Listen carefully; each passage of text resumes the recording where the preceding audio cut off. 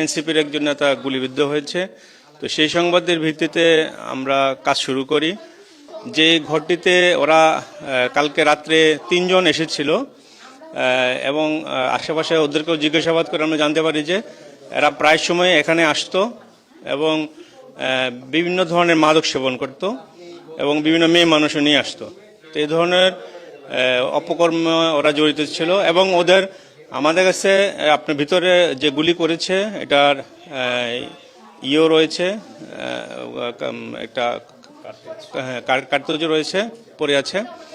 এবং যেটা আমাদের কাছে তথ্য যে ওদের ইন্টারনাল কোন্দলের কারণেই এই ঘটনাটা ঘটেছে। এটার নির্বাচনকে বানচাল করা বা অন্য কোনো উদ্দেশ্য নিয়ে না।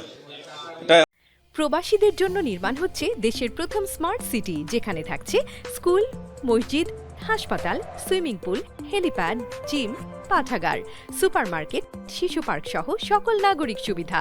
মালিকানা শেয়ার মাত্র 5 লাখ টাকা। প্লাটিনাম ইনভেস্টরদের জন্য ঢাকা বিমানবন্দরে ভিআইপি প্রোটোকল সুবিধা। বিস্তারিত জানতে যোগাযোগ করুন স্ক্রিনে দেওয়া হোয়াটসঅ্যাপ বা ইমো নম্বরে।